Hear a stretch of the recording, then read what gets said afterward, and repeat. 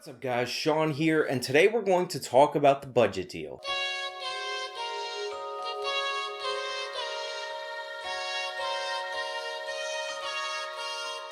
Hey, do you remember this guy? President Obama?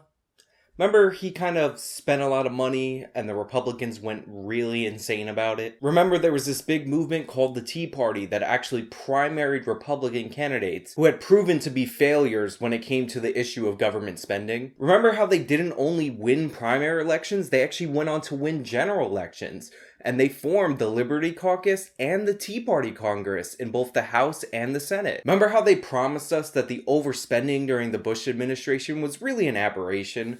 The Republicans have always been the party of fiscal discipline, and they just kind of lost their way under George W. Bush. Like, the whole country lost their way. We couldn't blame the Republicans for overspending. Everybody lost their way in that time. Remember that? But you know, the overspending under Bush, that was one thing. The growth of government under him, that was minimal when you compared it to Barack Obama. The dude consistently ran $1 trillion plus deficits, and that was just so far beyond the pale that it caused the Republicans to look inward and decide that when they get into power, when they control the House, the Senate, and hopefully the presidency one day, just elect the Republicans to the presidency, they're gonna stop this spending. Well, it turns out, total fucking lie. The Republicans just blew out the deficit. They increased spending by $500 billion over the next 2 years. They just undid the Budget Control Act of 2011, which was a modest, tiny, minuscule cut in the rate of increase in government spending. So no actual money was ever cut. They just said, we're going to grow the government a tiny bit slower. They couldn't even stick to that. The first budget deal that they make with the Democrats completely undoes it. And it's not just an increase in military spending for all you hawks out there. And it's not just an increase in domestic spending for all you Democrats out there. It's an increase in both. Like, you would think when you elect the conservative party that a compromise with the Democrats would have meant that some military spending would be cut and some domestic spending would be cut. But nope. Increase for both of them, because who cares about the deficit? It's not like the Republicans ran for 8 years on fucking stopping the deficit and cutting the debt. Look, I know I'm ranting a little bit, but I always get comments, no matter what the topic of the video is, about how I'm this no good Trump supporter and about how my opinions actually sound good in the video, but people can't support me because I support Donald Trump. Even though I've never supported Donald Trump at any point during the election. Don't get me wrong, now that he's president, if he does things that I like, then I will support those things that I like. If he does things that I'm against, I'm still against them. Like, I don't define my morality by the president. But the reason I wasn't behind him in the primaries nor in the general election is because I knew that Donald Trump didn't care about government spending. He never talked about it. You see this debt clock? Despite what you might hear, this number is the most important issue facing our generation. I mean, think about it. What if we get into a situation where we need to fight a war? Well, here's $20 trillion in debt that we have to weigh when we're fighting that war. What if there's an uncontainable disease, a disaster, or a major crisis in the economy? $20 trillion in debt we gotta contend with along with that issue. Right now, the interest payments, which doesn't include any of the principal, are above $220 billion. We're paying over $220 billion just to cover the interest on our debt so we don't default. And we're not cutting into any of the principal. On its own, the interest on the debt is the fourth largest item in the budget. So it goes Social Security, Medicare and Medicaid, the military, and then interest on the debt. Now you might be thinking to yourself, $20 trillion, that's a really high number. I don't even think that's real. That's probably not that bad.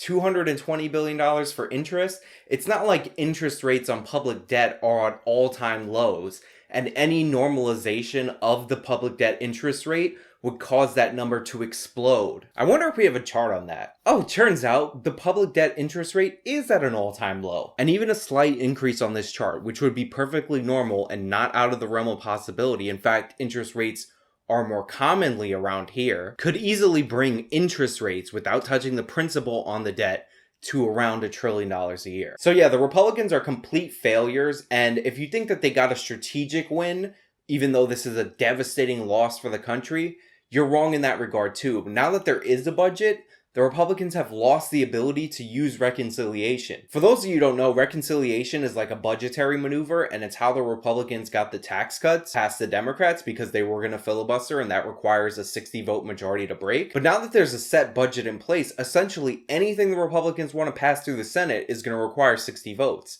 So the Republicans have basically conceded from this point until after the midterm elections that no conservative policy is going to get done. Basically what they're saying is, we got your tax cuts, and that's either going to be enough for them to win the midterms, or they're just going to lose the midterms, but they don't want to get anything done past this point. Or at least anything conservative done. So yeah, the Republicans are complete and total liars. This was a 100% failure for the country, failure for any fiscal conservative.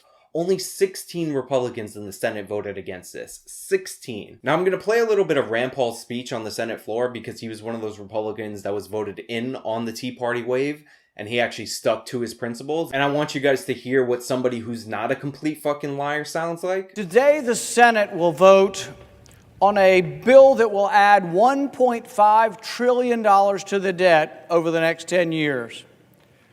This is a large amount of money, and something that we should be very wary of. And this new stimulus of deficit spending will be as big as President Obama's stimulus. Don't you remember when Republicans howled to high heaven that President Obama was spending us into the gutter, spending us into oblivion? And now Republicans are doing the same thing. And so I ask the question, whose fault is it? Republicans? Yes. Whose fault is it? Democrats? Yes, it's both parties' fault. You realize that this is the secret of Washington. The dirty little secret is the Republicans are loudly clamoring for more military spending, but they can't get it unless they give the Democrats welfare spending. So they raise all the spending. It's a compromise in the wrong direction. So yeah, the Republicans are complete and total liars. Let me know what you guys think in the comments about the Republicans amping spending up more than Obama did with the stimulus package. Anyway, that's all I really have for you guys today. A special thanks to my patrons: Pepe Loves Trump, Mike Barbarossa, Louis Cool Dance, Apollo Legend, and Michael. If you like this video, then please show me by leaving a like.